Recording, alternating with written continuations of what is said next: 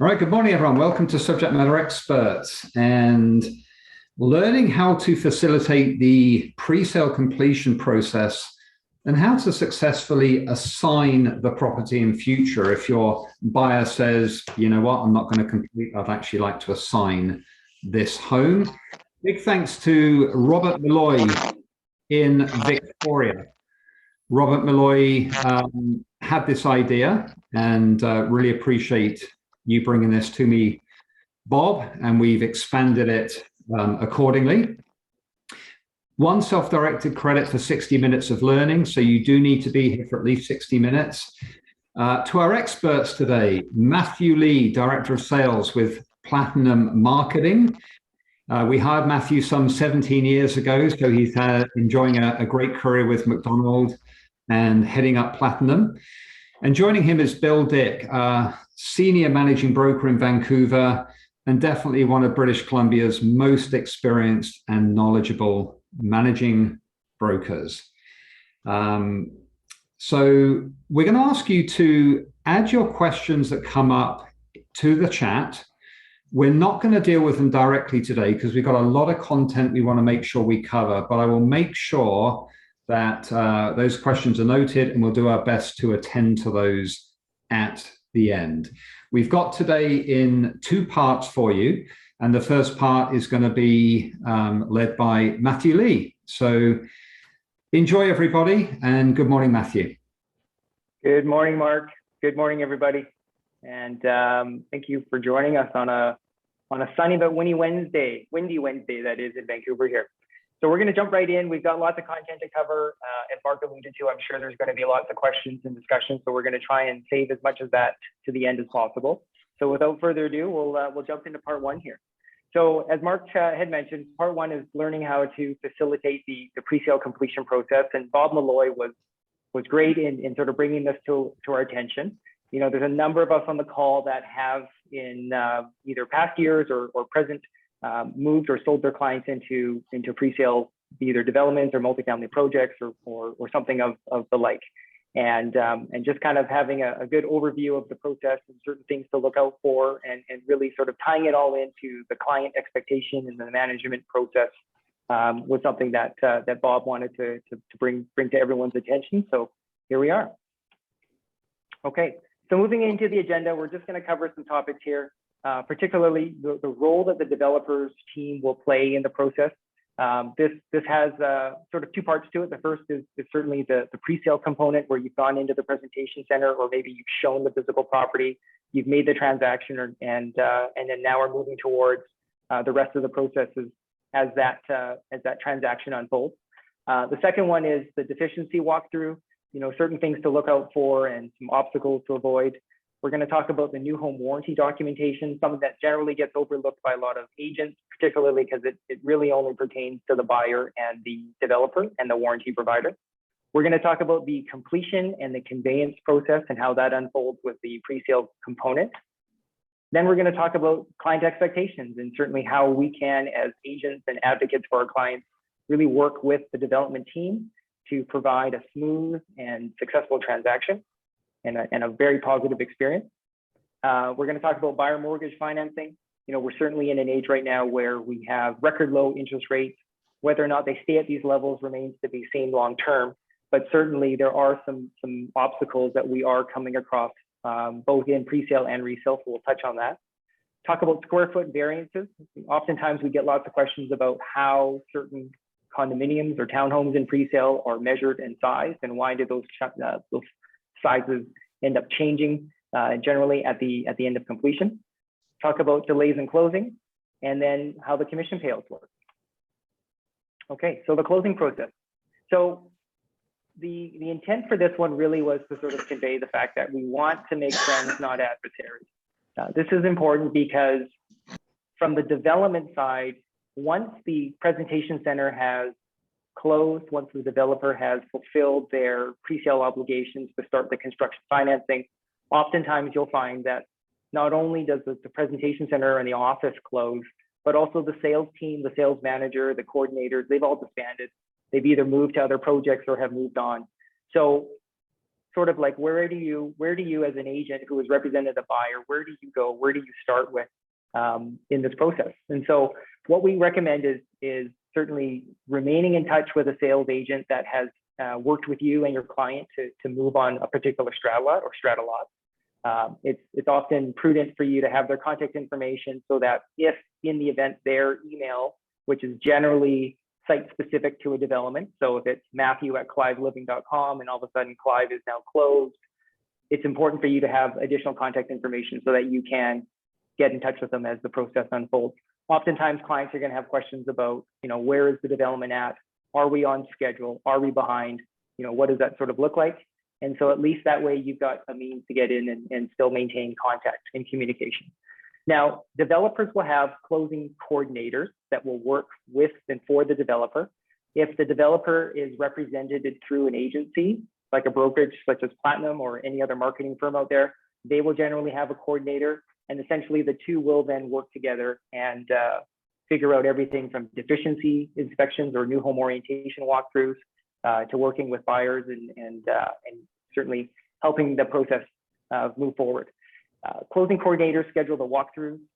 There are generally some triggers that we look for in the pre-sale process when it comes to walkthrough procedures and processes. And then of course, they're also going to be the point of contact. So if you or your clients have any issues, during this process, you're going to have someone to contact directly with the developer and the warranty company.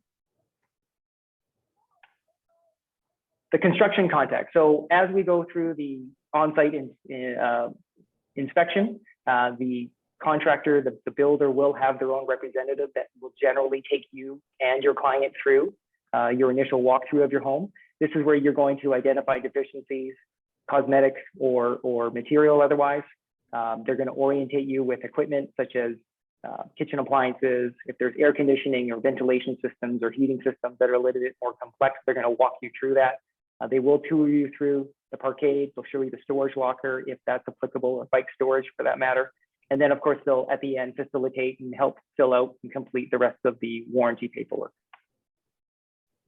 So we call them deficiency inspections. We want to try and, as professionals, sort of change the wording of that, because really deficiency insinuates that there is something wrong with this home. There's something wrong that we need to identify. There's something wrong that we need to find.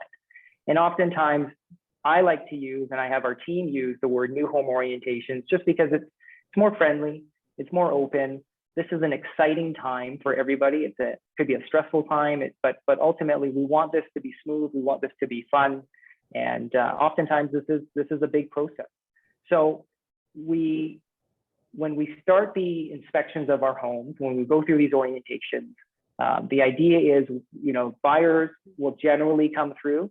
Oftentimes they're going to want to either bring through their agent that sold it to them. They may want to bring in friends or family.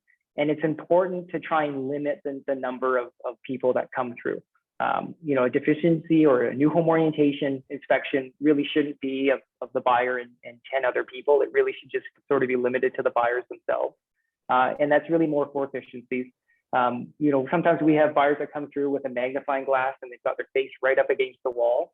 And there's a 2-foot rule that the contractors and the building companies use. So effectively, if it's a visual cosmetic blemish that can be seen from essentially 2 feet, that's something that would be deemed as something to be remedied.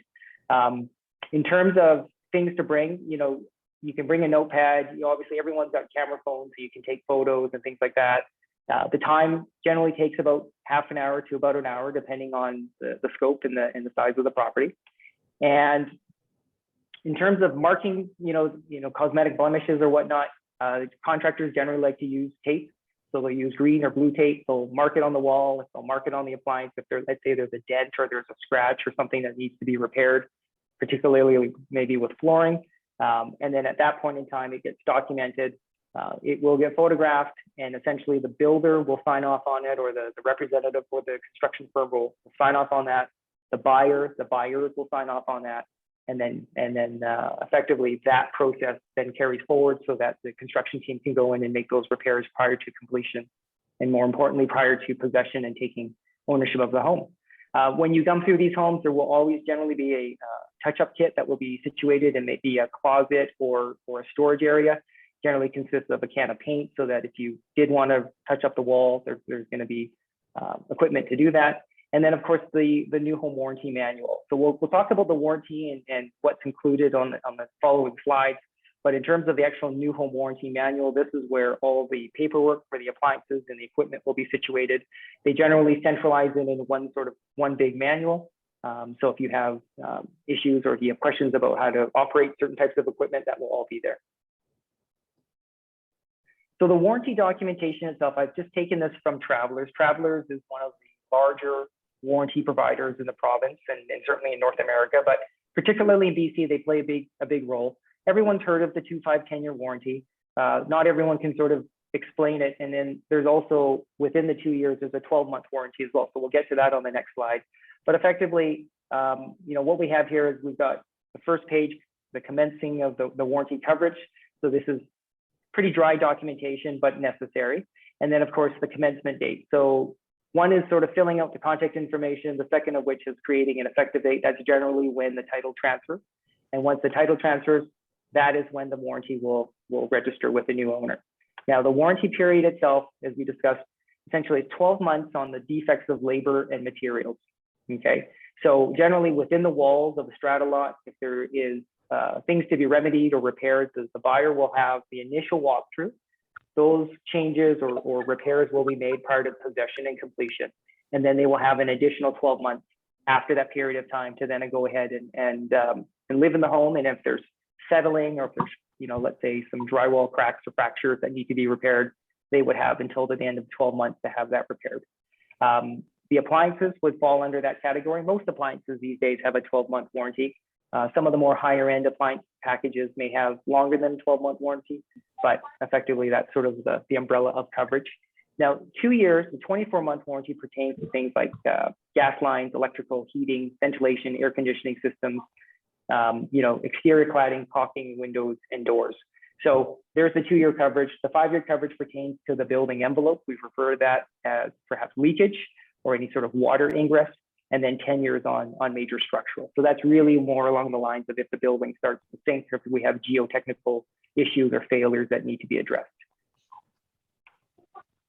And then, of course, as discussed on the last slide, the commencement date is generally the earlier of the occupancy, or once you've gotten the occupancy permit, or once you've gotten the title and title has been transferred.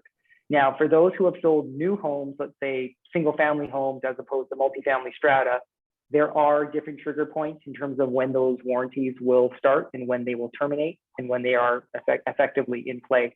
So you just want to be able to pay attention to that as you're going through this process as it pertains to your client. In terms of the completion, conveyance, and instruction. So what we look at in terms of the contract itself is that generally 5 days prior to the completion, the buyer's lawyer or notary will have prepared the paperwork and the instructions for closing.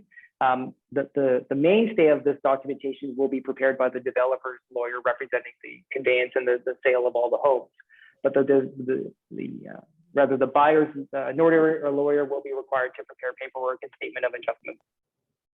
Now, in this period of time, essentially 99% of our role as let's say a sales agent bringing a client into a project has already been completed. So we're sort of in that sort of last 1%, but that 1% can be quite a big 1%.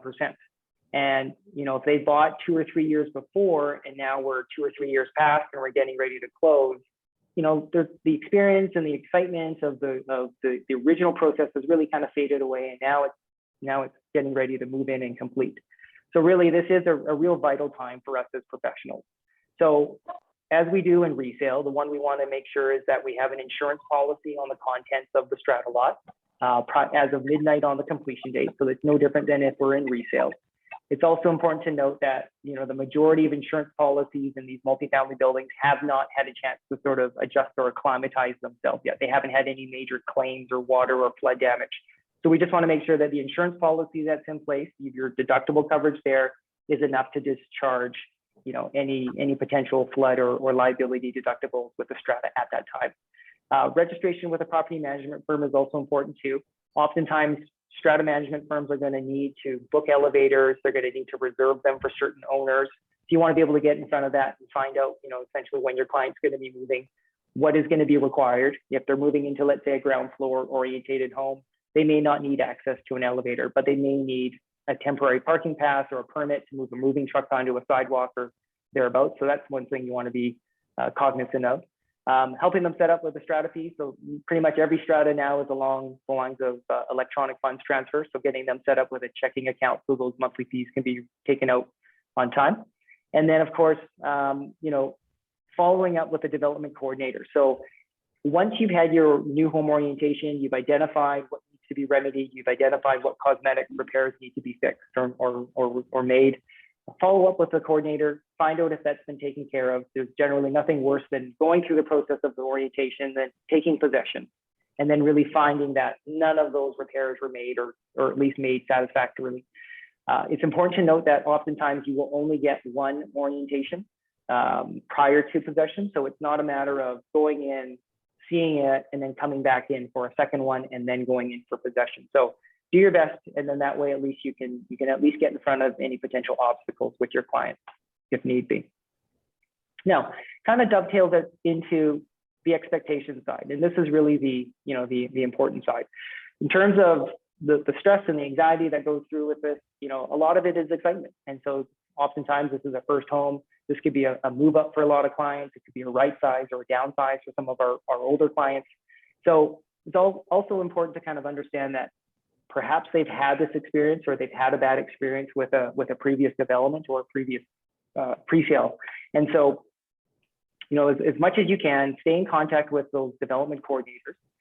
It's also important to know when your key pickup is, where do you go and pick those up? Generally, they'll find some central area or location in a building on site. Oftentimes it's the amenity lounge. And then certainly, is it a matter of with the bicycle lockers, do you need to reserve them? Is it first come, first serve? Is it sort of anyone that put the lock on it is theirs, or are they allocated? Getting set up for phone and interphone systems. And I just put this in here because most of us these days are all on mobile phones. And sometimes you do need a hardwired phone. You need one of those $15 or $20 hardwired phones from an electronic store so that you can allow to bring friends or family through the system of the building, the security system that is. Now, if your client is going to take possession and then essentially hand over to a designer or a contractor to then do some, let's say, painting, maybe they're going to upgrade some flooring, maybe they're going to upgrade things with cabinetry or built-ins or things like that. So again, liaise with the client, find out, if you need to provide anyone else with additional access. So if you need keys, if you need access to the building with fobs or whatnot, you can get in front of that. And then also for the client to ensure if they are going to go with TELUS or Shaw or another wireless provider, whether it's for cable, telephone, internet, anything along those lines, give them the contact so that they can get their current accounts maybe transferred over to that new property. Same thing with the hydro, the gas, and the Canada Post and everything else. Okay, so now we're coming into the financing component here. Now, oftentimes we are working with the buyer to get their pre-approval, and then we sort of step off and we sort of let the buyer liaise with the lender thereafter. In pre-sale, you generally have about 30 days or less. Oftentimes you're going to get 15 up to 30 days for notice of closing. So unlike resale, where we've already have a predetermined completion date, that might be 60, 45, or 90 days in advance. With pre-sale, oftentimes the trigger is once you've gone for your deficiency or your new home orientation walkthrough, your completion date is generally going to fall within 30 to 45 days of that walkthrough. And so at that point in time, it's really important for you to get in front of the buyer, get the buyer going with the lender and making sure that there, if there are any last minute requirements, that those can be satisfied. I'm finding that in my realm of work, if I'm dealing with self-employed individuals, oftentimes the banks will come back for additional documentation with respect to proof of income. If the buyer has or the clients have gifted money coming to them from friends or family or what have you, you want to make sure that you've got all the appropriate paperwork for the lender. Same thing with any co-signing requirements. I recently came across a situation on a closing where it was a co-signer. The co-signer had recently gone through a divorce, so the lender wanted to see the separation and divorce agreements. And then, of course, we hope it never happens, but often it does, more than we think, which are the equity shortfalls. And I think sometimes with pre-sale, it can be a little bit more susceptible than resale. in that, pre-sale are generally sold off of future value. Most times and most often not, about 99.9% of the time, the equity, or rather the appraised value of the home, is generally going to pass with a lender and the appraiser. Moving into square footage variances. So on previous subject matter experts, we had sort of talked about, identifying the strata lot and measuring out the size. So just a real quick refresher, looking at the difference between the preliminary strata plan in pre-sale versus the final strata plan in resale, or rather when the building completes. We'll talk about, the differences in sizes, and of course the calculation or the metric to change that size. So as you can see here with strata lot 2, it's 90.5 square meters in size. We're going to multiply that by 10.764 to convert that to square feet. And we'll show what that number looks like. In terms of the adjustment, so in pre-sale, there's generally going to be some language or some verbiage in the contract where if the final size of the home is within 3% of the original stated size on the preliminary strata plan, there will not be an adjustment. If we go below that 3% margin, or we go above that 3% margin, there will be adjustment. In all of the projects that I've done in my career, I've never come across a situation where there actually has been an adjustment in the price. And so, Bill will get into some components of this in his side of the presentation, but it's important to know that, generally speaking, once you've started construction, those sizes are generally adhered to through the whole process.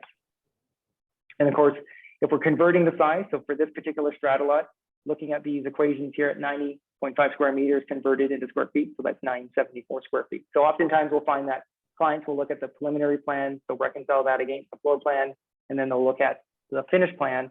And oftentimes there will be some changes. Oftentimes the finished product will be a little bit smaller, and sometimes it's a little bit larger than the original slated size that is in the preliminary plan. Now, in the preliminary strata plan that you'll find in the disclosure statements, you're going to find in the top right corner, because it has not been registered in the land title office, you'll find that there are components and numbers that are missing. Versus a strata plan that's been filed, it will have its own BCS strata plan number. So just bear that in mind. And I think in touching on sort of the square footage differences, generally speaking, you're going to be within that 3% range and that margin. It really comes down to how the land surveyor measures the sizes. Every land surveyor, like every accountant, is going to have slightly different measurements. So it's just important to know that there will be some variable change with that in mind. Okay, moving on to delays and closing. So I've just sort of laid out a typical pre-sale to sort of completion timeline for everybody, because I know we sort of throw these terms around, and sometimes visually it's a little bit easier to see it this way. So if we start on the left-hand side here, we're starting with the accepted offer. As we go through, you can see our 2-year timeline.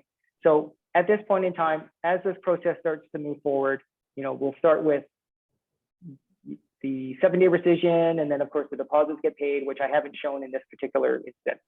But at this point, breaking down the timeline, we have this new home orientation. So this is where you come through with your client and a representative of the builder or developer. And as you work your way through, we're going through the lawyer preparation, the continuation of the paperwork and getting that ready for closing. Once the paperwork has been signed off from the contractor or the building company, it then gets finalized with trades that will go in and make any sort of necessary repairs or replacements. And then of course, here's that sort of 15-day closing period. Generally speaking, with completion will fall about 2 days prior to the possession date. And that's pretty typical, particularly because the lawyer acting for the developer is not just dealing with one closing, they're going to be dealing with several closings. So if we're, let's say, in a tower of 200 units or 200 suites, the lawyer or the party acting for the developer will not be closing all 200 on the same day. It just won't be possible with land title. So they're going to have staggered closings, and as such, they'll have staggered completions and possession. Okay. So in terms of commissions, we were talking about sort of clawback scenarios, scenarios where potentially you've done the work, you've done the pre-sale, and you've taken 50% of your commission advance up front. You're waiting for the 50% advance at the back end, the tail end commission, as we call it. And we talked about, what we want to talk about right now is sort of scenarios where some of those clawbacks could come into effect. Okay. So looking at the timeline again, we have our accepted offer, go through our 7-day rescission period. So on the 7th day, our offer now firms up. Okay, it's also important to know that the developer can legally only take 10% of the purchase price as a deposit prior to the building permit being issued for the development. So typically, when we go and work with our developer client, we're selling without a building permit. We'll pre-sell whatever amount is required to get to construction financing. Once the construction financing is started, we will issue what we call an amendment to the disclosure statement. And that's acknowledging that the funds have now been transferred from the lender to the construction firm. We've now received a building permit from the municipality that we're selling in, and now we're going to collect the balance of our deposit money. Okay? So again, I just sort of use this as an example for a 2-year period of time. Now, let's just say at the end of that 2-year period of time, we're coming up on closing and your buyer fails to complete on the sale. Let's say they come back to you and they say, Mark, I'm financially unable to complete and I'm going to have to walk from my deal. So there are instances and there could be situations where, you know, this comes into play. It also could be that the developer decides, or it gets to a point where we haven't seen it really in the last 10, 15 years, but there have been developments where developers just can't complete for whatever reason. Sometimes, and not all the time, but sometimes there could be a risk for a clawback on that commission. Meaning, within this period of time, you've now been paid your 50% advance, and now you're waiting for your 50% completion or the tail end of that commission. There could be instances where the developer comes back to you for that initial advance, particularly in situations where the buyer is not going to complete, or situations where the developer arbitrarily and decides to release the buyer from their contract. Now, these are generally situations that do not occur. This probably represents less than about 1% of all the pre-sale deals out there. So there is a very high completion rate. I'll talk about that in a second. But in terms of the risk for your earnings and your commissions, this is what you want to pay attention to. So in terms of the commission clawback itself, you know, one thing that you can look to when you're sitting down with your client and you're going through the contractual process, or even before that happens, is you can ask the sales team for a copy of their cooperating commission agreement. And in that agreement, it will state whether or not there is going to be a clawback option. Now, they may not call it a clawback option. They may call it a repayment of commissions or an advance of commissions to be repaid, but effectively it will be outlined in that agreement. You know, depending on the leverage or potential leverage you may have in a situation, you can ask or have that negotiated to be removed so that any advance commission that is going to be paid to you would be deemed as an earned, you know, would be deemed to be earned, is the language that you'd be wanting to use. And that's something that you can certainly speak to your managing broker about in terms of helping you and certainly protecting your interest as a selling agent. What Bill and I have noticed in the last little while, and none of our clients that Platinum works with are using this type of leverage, but we are seeing cooperating commission agreements where there's more and more responsibility and onus and essentially risk put on the brokerage firms to repay these commissions. And that's because of the chain of command. So effectively, the developer pays our brokerage and our brokerage then pays out accordingly. And so we've seen from some big developers in Vancouver in particular, situations where agents of ours have gone in and sold a pre-sale. On that pre-sale agreement, there is a clawback option. And within that clawback option, it also states that if the agent fails to repay the developer in the event that the commissions are to be repaid, the brokerage is responsible for that repayment. And that becomes problematic. So Bill will tell you that if he sees a cooperating commission agreement like that, we simply as a brokerage cannot advance those commissions just due to the risk. We can't take that on. So oftentimes there's going to have to be a side agreement that will be made with the developer to see if they can loosen some of that language up. And so if not, you know, maybe you need to think about your best interest and sort of what that entails. Obviously looking out for the client, but also wanting to ensure that, you know, you want to get paid at the end as well. That's obviously going to be very important. The way that I've approached it with our clients at Platinum, particularly with commission clawbacks, is that we treat these as the cost of doing business. And we're all about cooperation. We're all about collaboration. So if we cannot get cooperation because of a commission structure, we won't undertake that project to go and market and sell that. You know, that's going to be very important to us. So case in point, Platinum just inked up a new deal with a developer in Vancouver for a townhouse project in Cambie. And as part of our fundamental fee agreement with them, we actually had a provision in there with outlining the no clawback scenarios. And that's going to play a role for us in order for us to pay cooperating commissions to our colleagues like yourself. Okay, so as I discussed earlier, in terms of the chain, this is sort of graphically explaining what this looks like. Okay, so on the left-hand side here, I have a typical pre-sale. We have the developer at the top paying out through the representative here of the agent and the purchaser.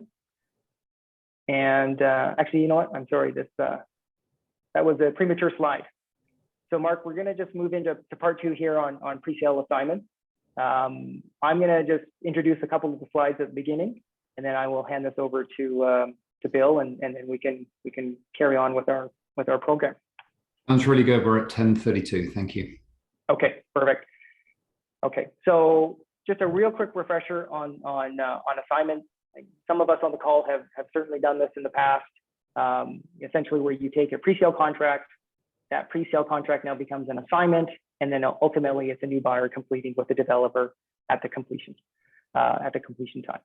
So typical pre-sale, essentially we have a developer selling to a purchaser, and with an assignment process, now we have a developer selling to a purchaser. Purchaser then becomes an assignor. The assignor then sells his or her paperwork to an assignee, and assignee effectively is the new buyer.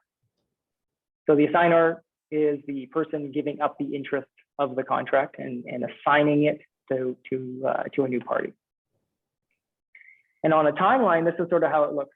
So again, we have a purchaser over a 2-year period of time now becomes the assignor. At that time, over 2 years, as this example shows, this buyer has now put up $200,000 in deposit money. As part of the consideration for the developer to agree to allow the purchaser to assign their contract, that purchaser has to pay the developer an assignment fee.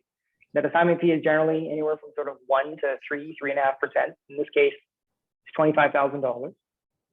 And at that point in time, once the developer has agreed and given consent for the buyer to assign the contract, they agree to pay the fee. Then what happens is we have an assignee that comes in, picks up the contract. And in this scenario, the buyer said, okay, I paid $200,000. I'm going to pay $25,000 to the developer for my right to assign this to a new buyer. And I want to make a $50,000 lift. So the lift or the profit in the sale from the time that the buyer bought it 2 years ago effectively now becomes what we call the assignment amount. Bill will get into this on the assignment contract or purchase and sale.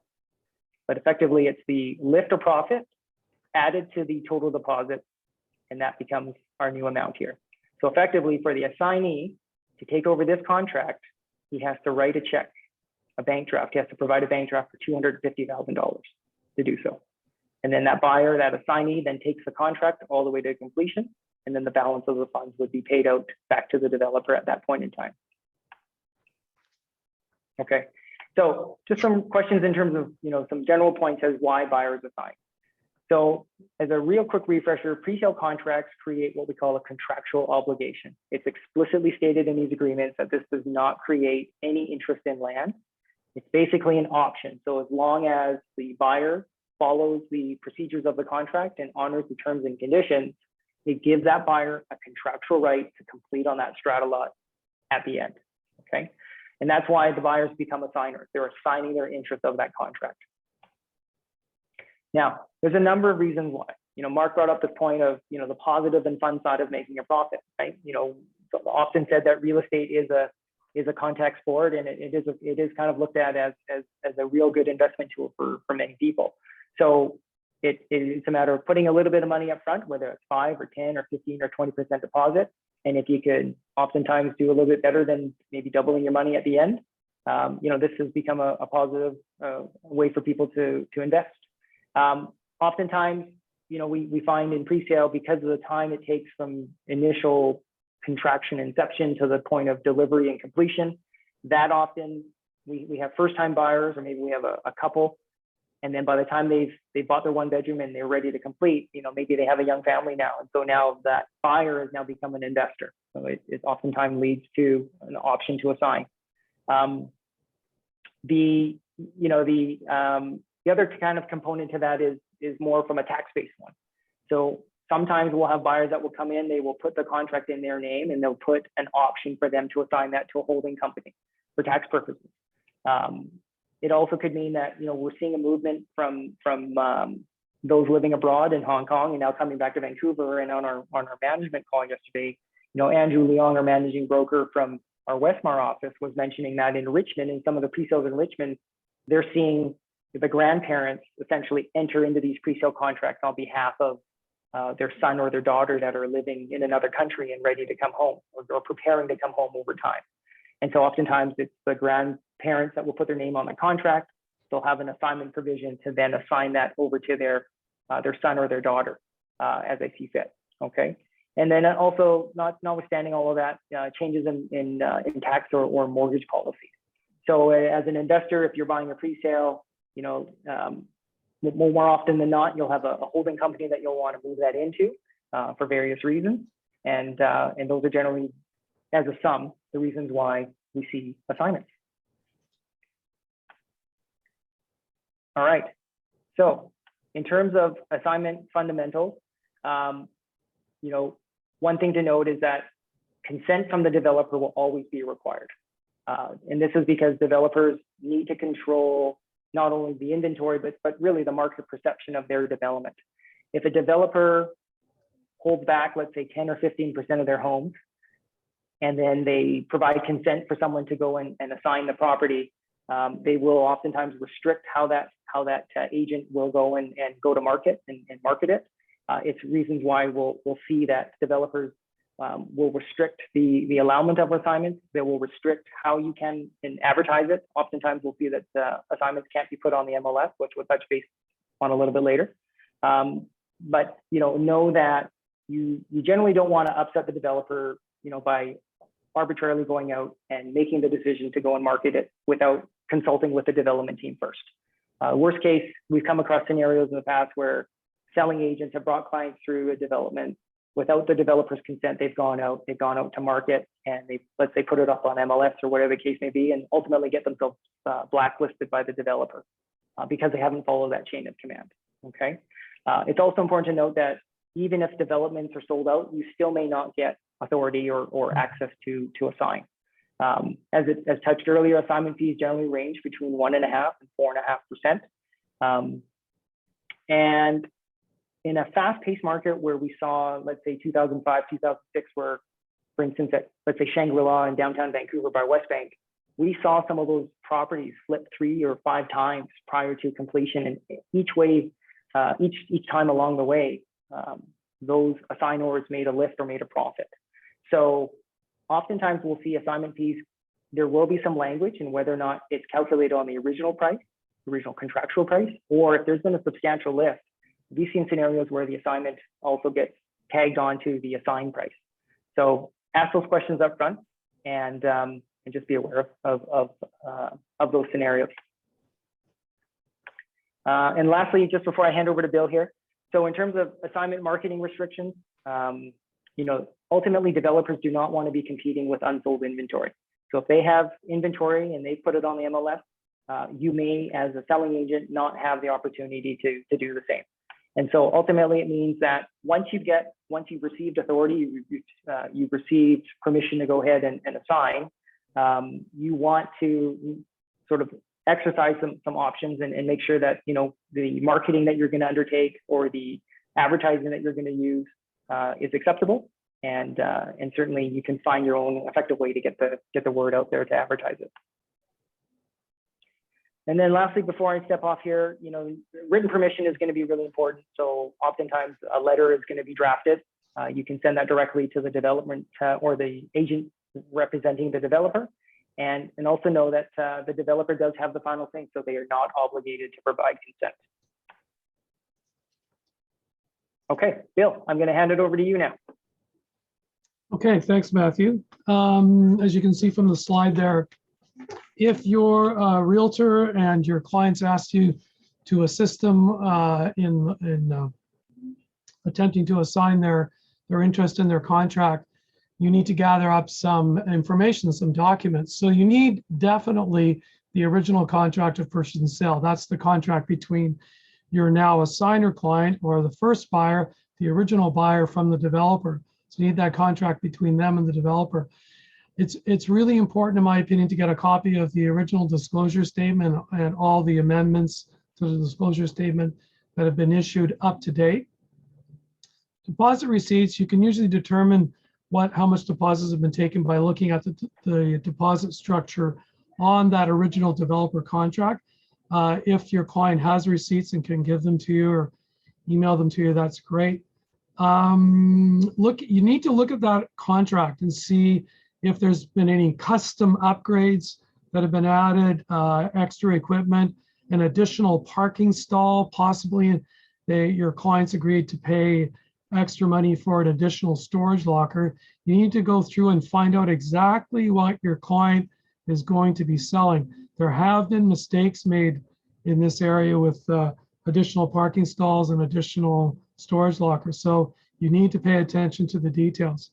Now, for bonuses, yes, there's commissions there that may have bonuses for the buyer, also possibly commission bonuses, and also what's called decorating allowances.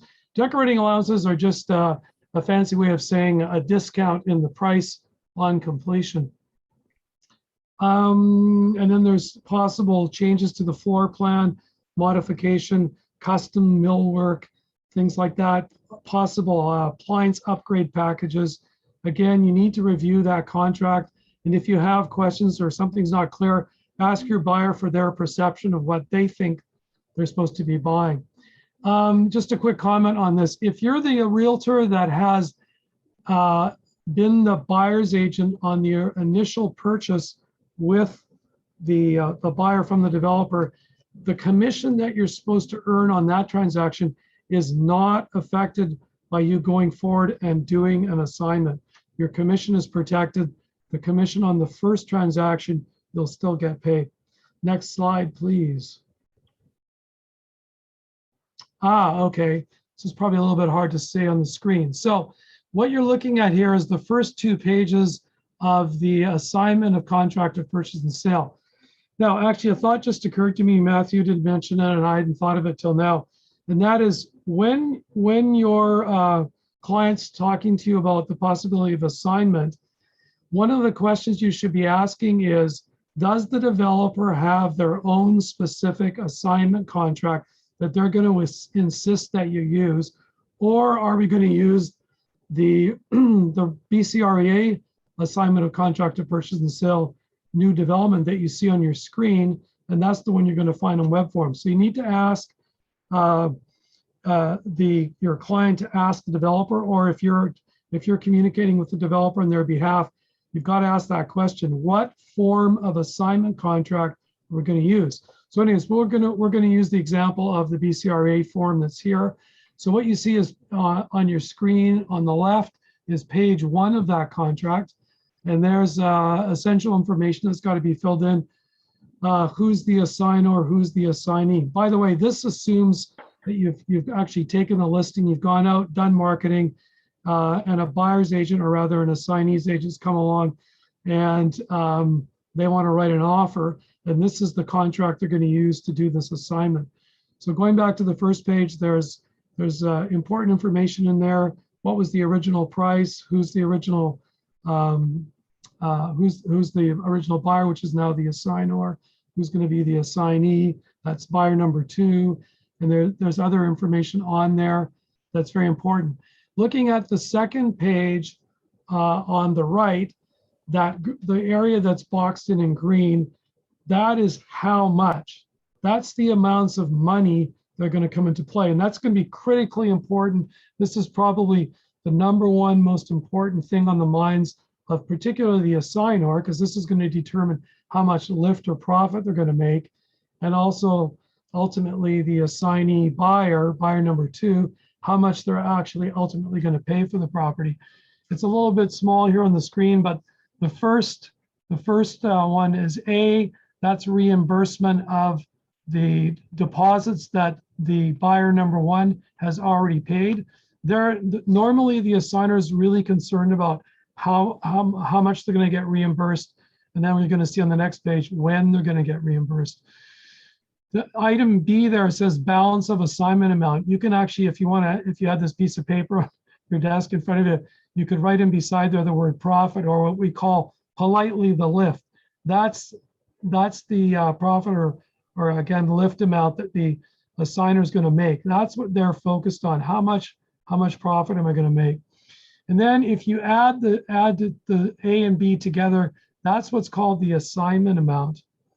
So A plus B equals C, simple math, and the assignment amount is important.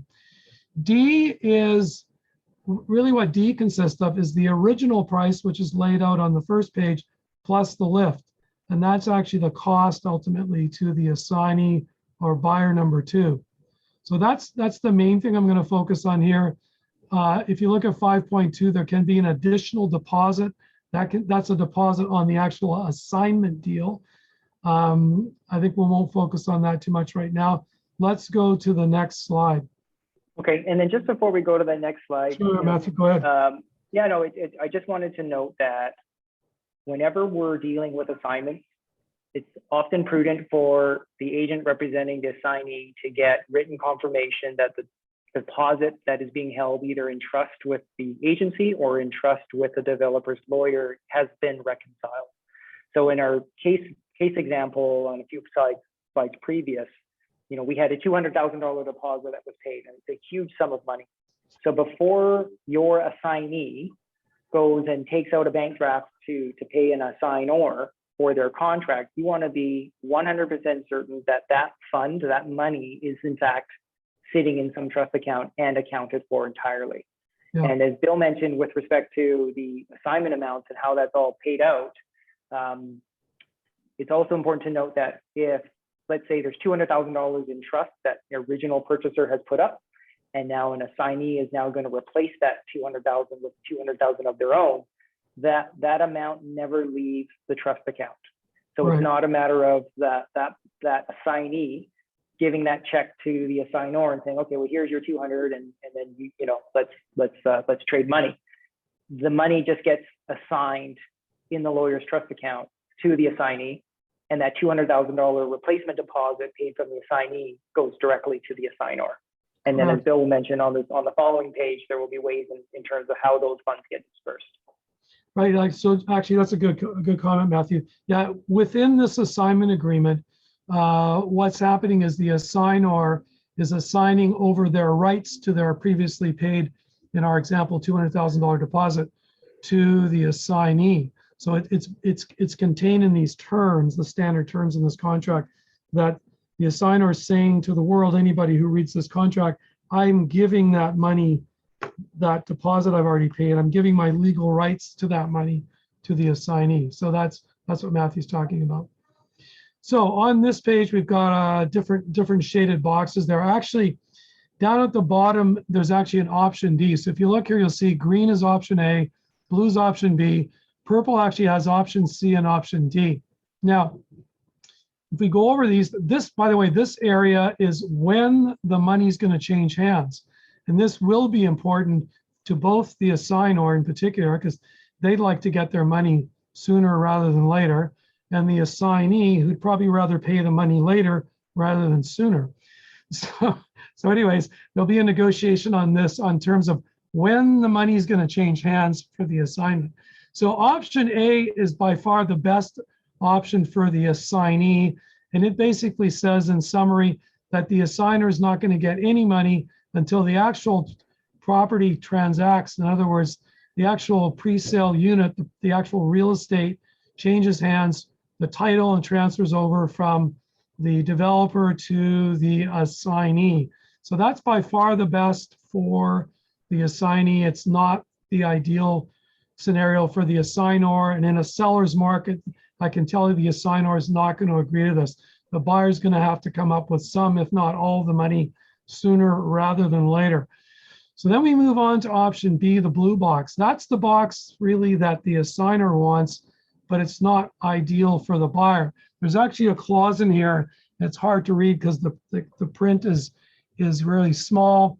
But I think this clause is really risky for an assignee because it basically says something that in the event if the developer doesn't build the project and if the money's already paid from the assignee in advance to the assigner doesn't have to pay it back. So this is a very risky clause. It's not often seen. As much as I know the assigner wants this, I think most buyers, or rather assignees, and their realtors understand this risk. They're very prudent. And an assignee's agent's going to say to the assignee, you shouldn't agree to this. If you want to agree to this, please consult a lawyer and have them explain the risk to you. So the first two, frankly, we don't see very often, as much as I'm saying how desirable they might be to each side of the transaction. So that leaves option C. Historically, this is sort of the compromise that was going on most frequently, I have observed. And the compromise here is that the assignee will pay to the assignor the reimbursements of deposits, and that normally happens probably within a few days of this contract being signed, or at least within a few days of any subjects being removed, assignee or assignor subjects. But the lift, or the profit, if you like, doesn't get paid until the completion date. And again, this is by far the most commonly used until recent years. So what's happening most commonly today, and that's option D, which means the assignor and the assignee make up their own terms. It'll be done on an addendum to the assignment contract. So what do they typically do? They typically do probably more or less what C is, with some modifications. So that's what's usually done now. I'm observing as option D is the most common. It just says other terms, C addendum, as you can see there. And that's, again, it's usually some modification of C, where the assigner will get their deposit reimbursed, but they will not get their lift until the actual underlying transaction actually closes. And often the funds are not, if you read the details in C, the funds are flowing through the brokerage, and usually under option D, they don't flow through the brokerage. They flow through the various lawyers involved in the transaction. Typically, the funds will get paid to the buyer's lawyer or notary, and then they're dispersing the funds directly. They're not flowing through the brokerage. That's the usual option D scenario. Okay, I think I'm kind of done on those screens. What's the next slide we have there? Thank you. Fantastic job. Lots of great feedback. Thank you, Matthew. Mark, just since we have a couple more minutes, I know we have questions. I did want to throw up on the screen a couple of things, and that is some information. Okay, developers, earlier Matthew had said that developers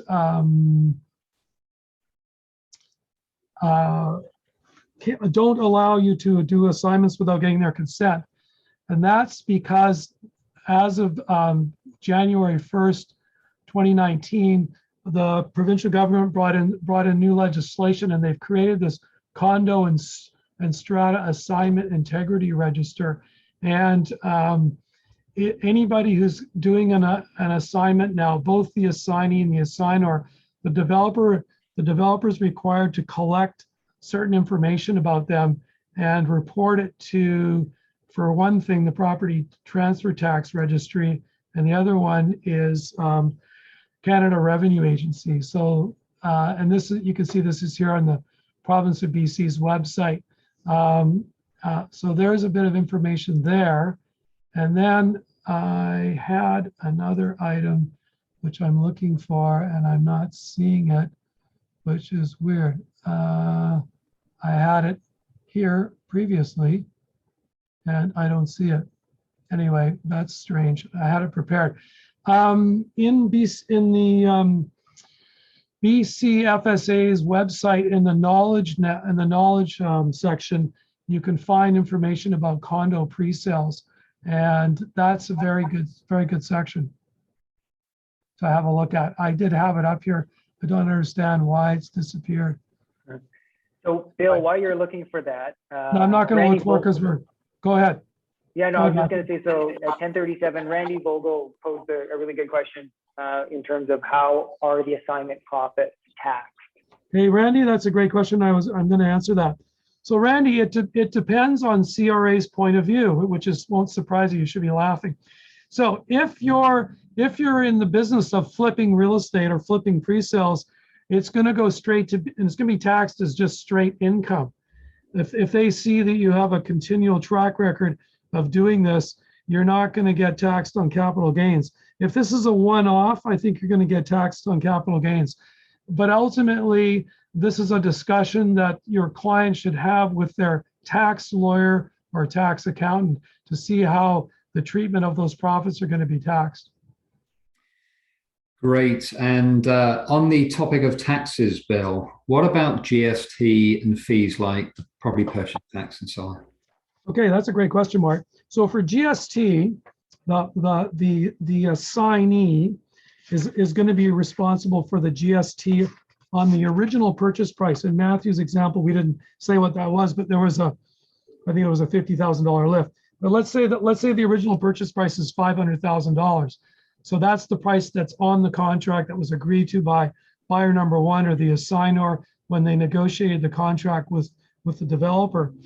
So the GST on $500,000, of course, is what's that? $12,500. So that GST is still the responsibility of the now the assignee. That GST, whether it's built into the $500,000 price or it's on top, I'm going to assume it's on top. The assignee is going to pay for that. Now, if you use our assignment contract, not the developer's assignment contract, because sometimes they're different, but the standard contract in clause 518, that clause states, and it's a pre-printed term, that the assignor is responsible for the GST on the lift. So in Matthew's example, there was a $50,000 lift. So GST on that's $2,500. So the assignor has to pay the GST on their profit or lift because that's in the contract. Can that responsibility of the assignor paying the GST in the lift be renegotiated? The answer is yes. So you have to change that clause in the contract.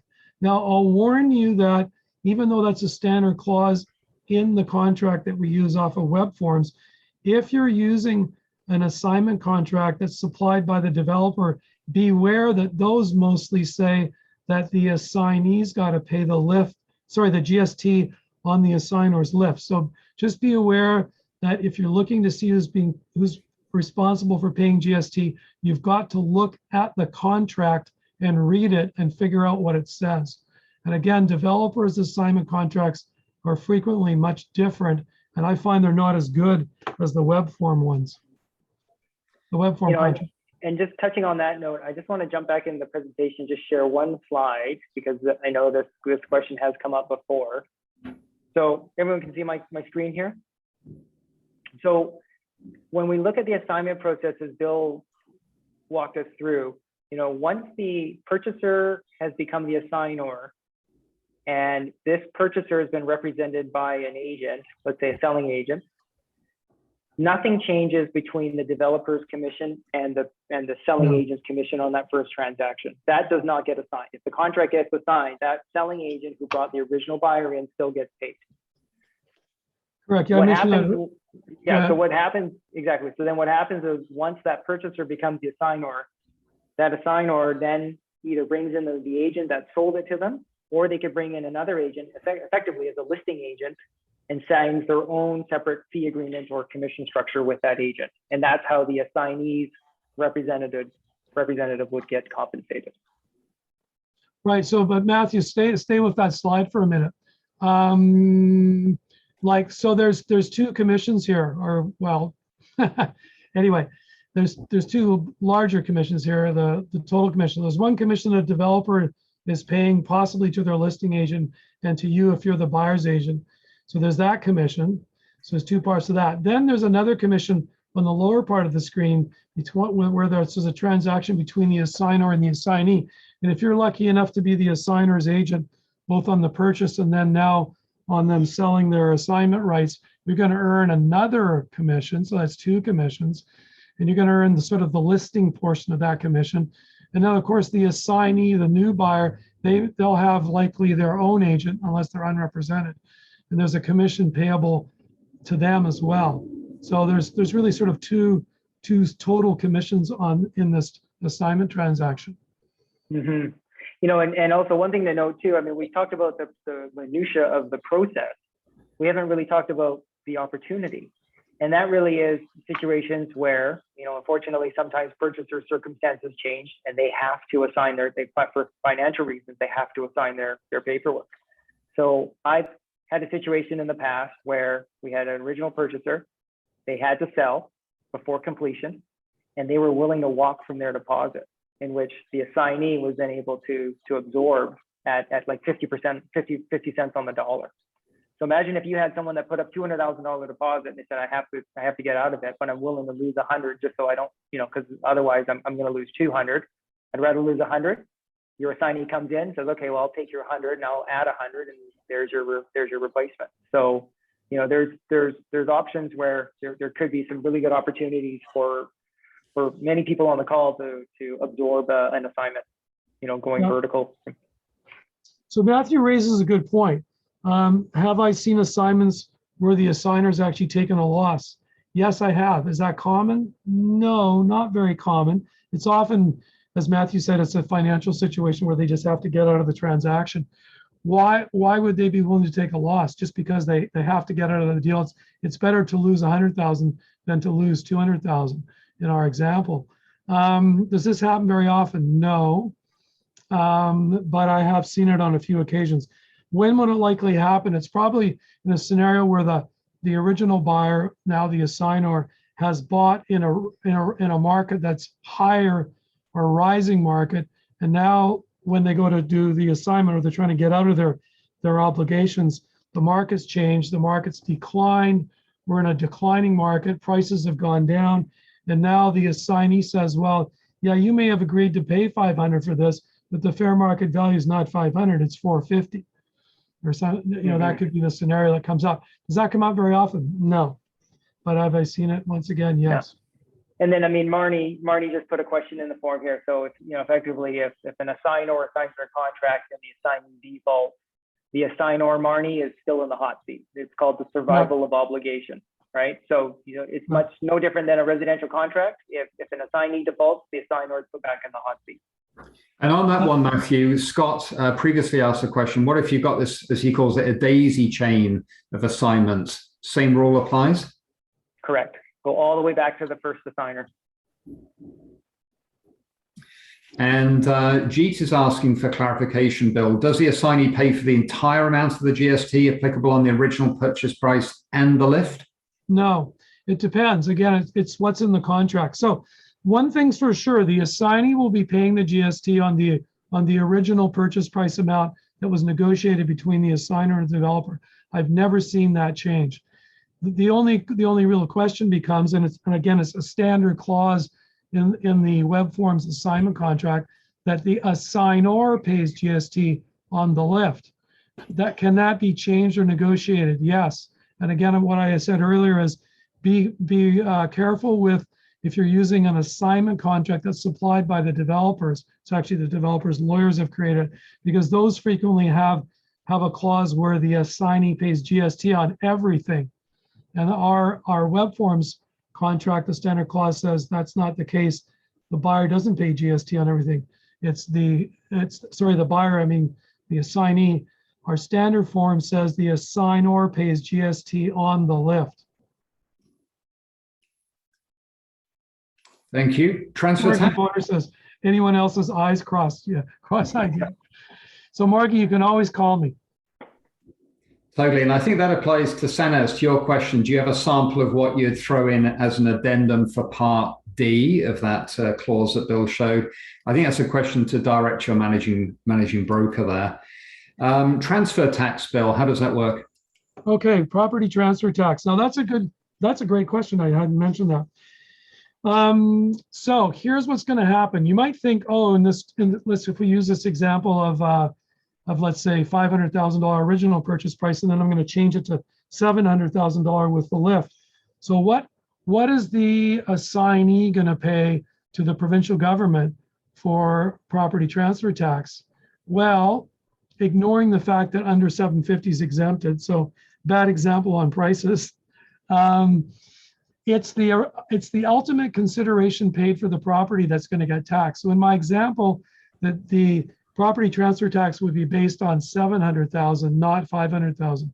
but I used a bad example because under 750s is normally property transfer tax free. So if we change the example to $1 million is the original price, and the price with the lift is 1.2 million.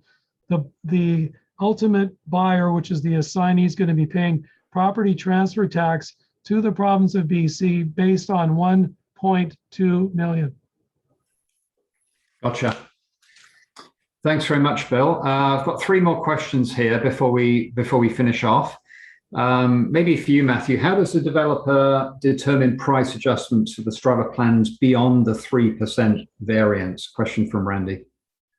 Great question, Randy. I don't know. I've never been a I'll part of address that, that. other than perhaps a prorated adjustment based on an aggregate value. It's exactly what Matthew's saying. So here's most developers' contracts these days have this size variance clause. It's a term in the contract. And Matthew mentioned 3%. Here's what I'm aware. The courts, the provincial courts, small claims court or Supreme Court, they're not even going to hear a case on a size variance lawsuit that's under 3%. So your buyer can go and try and hire a lawyer. The lawyer's going to say, waste of time. We don't have a claim. So the courts have decided that any size adjustments under 3%, the courts aren't even going to hear it. So but I said there's usually a clause in the contract. So what I've seen, and Matthew may agree, is in the contract there is a clause that may say if there's an adjustment, if there's a space variance that's over 5%, then they'll show you the calculation in the term. They'll do a mathematical calculation where there's a price adjustment. So if the space is 5% or more lower than what you originally bargained for, there'll be a downwards adjustment in the price. Mind you, if you're getting more, there'll be an upwards adjustment in the price. And I've also seen a clause that says if the size is 10% or more difference than what the buyer originally thought they were getting, the buyer can actually get out of the transaction altogether. But is this guaranteed? Is this standard law in BC? No. The answer is you've got to read the contract.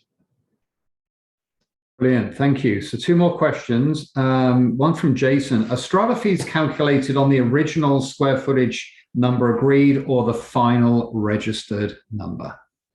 Great question. I don't know what Matthew's going to say. It's probably what's on.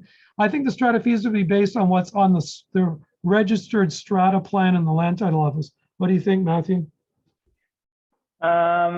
It will be based off of the unit entitlement schedule, which is in the Right. disclosure Yeah, statement, right? So then it's just a proportionate amount. But generally speaking, Jason, strata fees don't change a whole lot from pre-sale to completion. So Okay. therefore, they're probably going off of a preliminary strata plan unit entitlement schedule. You're right. Matthew's right. It is based off the unit entitlement, but how do they calculate the unit entitlement? It's based on some calculation of what proportion of the total square footage is that strata lot square footage. And again, Matthew might be right. The calculation may be done on the proposed strata plan as opposed to the final. I'm not clear on that. Yeah, good question, Jason. Rudette, asking your sales meeting, because I know that you bring that lawyer in quite often in Victoria. And the last question, it was posted, I think it was our first question, and it was from Bob Malloy, whose idea this session was. If the buyer has been given permission in the contract to make changes to the strata unit, how does the completion of these changes affect the warranty inspection and the completion of the sale? My guess, Matthew, is if the buyer's getting permission to make changes, the buyer's not going in themselves and doing the construction during the developer's construction process. Normally, those changes are sort of what we might call customizations, and they're going to be completed by the developer, and therefore they will be covered by the warranty. Anyways, I'll defer to Matthew on that. Yeah, exactly. So Bob, they get covered under what we call change order work. Change order work generally will be a written agreement between the developer and the buyer, acknowledging that certain changes or modifications will be made. The more specific that you can be when you write these up, the better. Oftentimes I like to use the floor plan and indicate where the changes are going. So if it's a custom cabinet, if it's something to do with some built-ins or additional equipment, and then having everyone sign off and agree to that. And that's what would be, as Bill mentioned, all encompassing when it comes to that 12-month warranty. Fabulous. Well, I just want to, on behalf of everyone, thank Mr. Bill Dick, Mr. Matthew Lee, two absolute consummate professionals and experts. Look at the love you're getting in the chat. Great work, gentlemen. And thanks to each and every one of you for taking your time and extending your learning into these very interesting areas.